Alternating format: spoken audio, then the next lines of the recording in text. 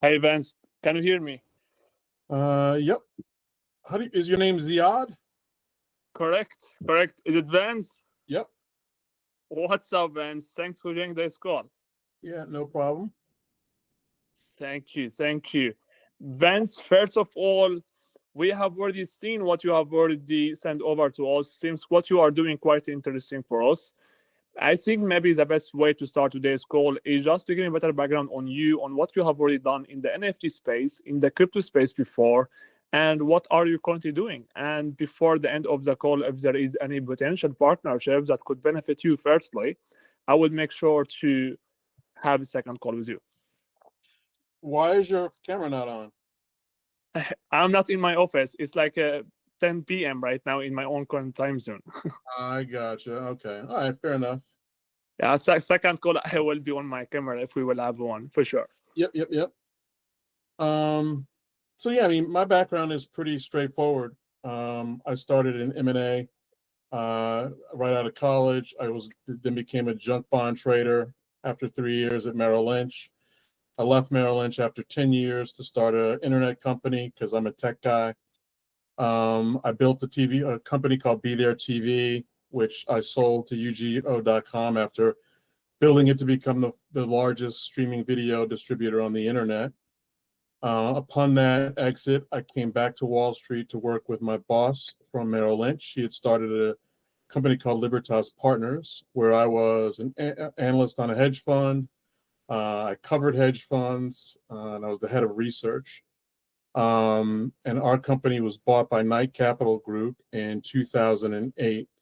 Once the company was purchased, I started focusing mostly on investment banking deals. And I ran across a deal where Cliff Perlman, who had founded Caesars in Las Vegas, was partnering with Quincy Jones, the music aficionado, and they wanted to buy the Riviera Hotel and Casino in Las Vegas. So I raised them $1 billion to do that deal. But unfortunately, we didn't do it because the financial markets collapsed in 2000 or began to collapse in 2008. So we didn't do that deal. But I suggested to Quincy that we start an asset management platform. He liked the idea and wanted me to find a portfolio manager for us, which I did, one of my former clients. And we, decided to go ahead and build an asset management platform. And we were talking about the economics. Quincy wanted a third of the company, but he didn't want there to be any clawback. So that if he didn't raise any money, he was just going to sit back and enjoy the fruits of our labor without having done anything. And we weren't really down with that. So my partner and I started Temescal Canyon Partners, launched it in our first fund in 2013. And I started as a portfolio manager. Then became a chief investment officer. And that brings us to where we are today. In terms of managing specific crypto funds, I haven't managed one, but in my fund, my brainchild, the TCP Diversified Technology Fund, I traded Ethereum and Bitcoin and others in that portfolio regularly. So that's kind of my experience. And then so the thing that I sent over to you guys came to me because of just who I am, my presence in the community. A group of guys out of Amsterdam have basically created an algorithm that trades a number of different cryptocurrencies and NFTs. And the performance is what I shared with you. The thing is, with the opportunity that I see is that the way that they're currently managing it is they've got a bunch of not a bunch, they probably have 12 accounts, separately managed accounts that all rolled up together are a little over $20 million. So my suggestion to them was to roll that into a fund so that we can go raise money for that crypto fund, which they are on board to do once I actually have verified that their algorithm works consistently and sort of the numbers that they had included in the deck, which were based on back testing, actually pan out in the future. That's kind of the process I'm in right now. So that's kind of where I see the opportunity to possibly do something with, a firm like yours that raises outside capital. Because for the stuff I'm working on my side, I have that already locked down. I have a company willing to raise $100 million for me once my quantum mental strategy is ready to go. It's just a matter of timing. So that's where I am. Great. Thanks for sharing that. And right now, you are looking to raise 100 million from the companies that are willing to raise that for you once you have already crafted the trading strategy for the specific market, correct? Yeah, that's for a long short equity fund. They are aware of who I am. I met them 5 years ago. They like my story, they like my style, and I told them that I was gonna, relaunch a fund that basically was sort of a culmination of my entire career. It's basically the fundamentals that I learned at Morgan Stanley and the technicals and quantitative trading aspects that I've learned in the last 5 years. Smushing them together for quantum mental strategy that they get. So that's separate. The $20 million that's sitting in separately managed accounts that are running algorithms, that's the opportunity. Exactly. Got it. And the guys right now, you know them very well. How long have you had the connection with them, or how deep is the relationship right here? Right. Well, that's what I'm saying. I mean, like I met them last fall, I think in November, Okay. and now it's April, and I've been following them for like 5 months. I mean, they send text messages via Telegram to my phone for all the different trades that they do, that their algorithm spits off, and then I can go online and view their their portfolio, any of the trades that have been done to the day. They created a portal for me to do that. So, I mean, I don't know them extremely well. I've spoken to them many times. I'm not vouching for them just yet. Again, this is, I'm still in my due diligence phase. Because when I put my name on anything, it's vetted properly. And even though it may seem like, you've known them for 6 months, what's the deal?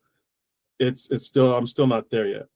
But I'm getting close. There's nothing, I'm not seeing anything that is making me think, that this is not legitimate. It's quite the opposite. But again, I just, I have my process. Correct. And right now you are looking to verify their own trading strategy, and then from there you are looking to build a fund on it. Is that what you are looking to do? You are looking to have them in your own team members, or there will be partners inside the fund, or is it like you are looking to take only the trading strategy and have that for your own? What the main right?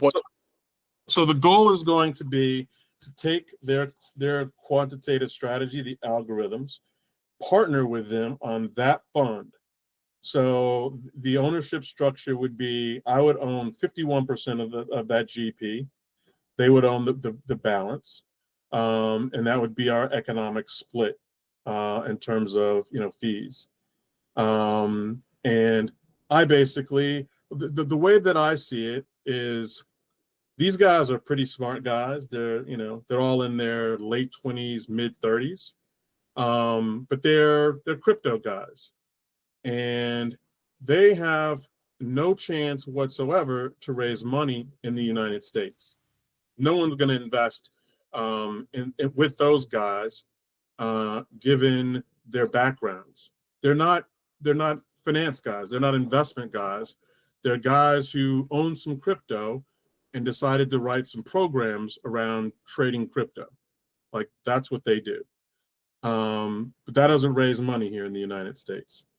Okay. You have to have the right, have to have the right pedigree. I mean, because the way that allocations work in the United States on the institutional level, it's basically somebody putting their career at risk by investing in your fund. And, given the opportunity to invest with somebody who's worked at Morgan Stanley, Merrill Lynch, had 2 successful exits, worked with some of the high profile people that I have, that implies one level of risk. Working with a few software developers in Amsterdam that, have a crypto algorithm, that's a whole nother set of risk. But when you combine that into one team, then you have, risk mitigation. It's a team that actually makes sense working together, because I have software devs that work on my team. If you look at my website, you'll see that I have a guy that, worked at SpaceX working as my dev, that helps me with algorithms. So it makes sense for me to be working with these types of people, because every, major hedge fund manager does. But from their perspective, they're partnering with me for the credibility in the United States that they'll just never have. Okay. And they are looking to raise capital globally. Is that the case right here? They are looking to raise capital from the European market. They have any specific market that they are looking to raise capital from, or is it like a limited? Yeah, I don't think it really matters to them. In fact, I know it doesn't. I mean, they don't know how a fund even works. Okay. Okay. Now I totally got it. Okay. Yeah, I mean, again, like they have 12 accounts with 20 million in it. Most of it is their money. That's absolutely madness. I mean, why you would do that if you have a 20 million? You will absolutely start a fund. But as you have already mentioned right here, if you have no investment background, so absolutely do that. Yep. Okay. All right, I understand. But what you can do right here is you can take advantage of the opportunity, because you have an opportunity right here, as I can see. And if you can just make sure that you can avoid follow on the capital rising journey, and you will gain that trading strategy from them, and you will have partnership with them on what they are really good at the same time you are good at the second side, which is capital rising or relationships inside the US and even globally, as I can see. Correct? Yeah, I mean, that's the game plan. Okay, it sounds good. And what are you currently doing on your own daily basis? I mean, do you have any current business today that you are running, or what are you currently doing? Yeah, I mean, right now, I am like really right this very second, before this call started and right after this call will end, I'm working on an algorithm for my own fund. Again, the quantum mental strategy that I've been working on. And it started in one place. And because of, just sort of the fast pace and how quickly AI has improved, I've been able to take something that would have probably taken me a year or two working with my dev that is based in California, and I've accelerated that. And so once I kind of like realized what a valuable asset using various LLMs was, I started to become more ambitious with my strategy. It started as just sort of having some simple, very rudimentary algorithms that would kind of help me with entry and exit points. But now it's gotten to the point where that went so well, I continue to dig a little bit deeper. And now I'm like, building something that looks to me that it's like a lot like what the guys at Renaissance Capital or, D.E. Shaw are running. Something that I look at 8 different time periods. I trade from all of them. And my holding periods on anything or can be as short as a few minutes, but rarely longer than, 3 days. But that's what I'm working on. And Great. And what about the current asset on the management? yeah, I'm doing this on my own. There's no fund involved. This is really I'm in a developmental process. There's no AUM for this strategy right now. I have commitments for the people that want to invest in it when I present it to them, but it's not ready for prime time right at this moment. Got it. And from what you have already seen, what the annual performance drawdown that you have already seen for the last 6 months, do you have any specific metric on them? No, because I haven't really been trading it like that. Again, like I can give you an example, right? So, one of the things that this algorithm can do is trade a 5-minute time frame. And it basically looks at, how markets trade in what's called a zigzag pattern. Yeah, sure. This algo identifies zigzag patterns, and then it basically tracks the most recent endpoint for a zigzag and assigns a probability of it being the final zigzag point. If the probability is over 90%, it will fire off in order to buy or sell either a call spread or a put spread. And the return on the investment, the way that it's set up, is always at minimum 2 to 1. So if you put up $1,000, you're looking to make $2,000 with that spread. And that algorithm, and I've just been not playing with it, but developing it on just the Qs. That algorithm probably generates about 3 trades a day, and the hit rate is about 65-70%. But with sort of a reasonable stop loss. So it's not like even when you don't hit, you don't lose much because you're using the last pivot point as your stop loss. So you just get stopped out. And that strategy produces ridiculous returns. Like for the month of, what is this? This is April. In the month of March, which was just was decimated many people because of the short holding period and the way that this algo determines trends, it was actually up 4%. So that's what I'm focused on for myself. That's what I'm working on. And it's, I'm not ready to raise outside money for that just yet.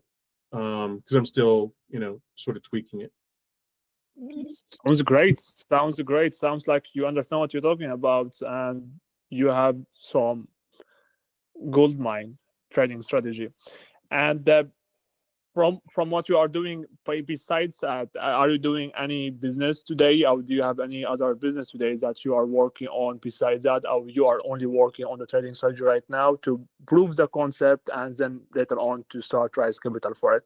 Yeah, I mean that's my plan. I've been working on it for the last 2 years. I've been around long enough that like I'm not sort of hustling to find a job to make. So I'm involved in some business.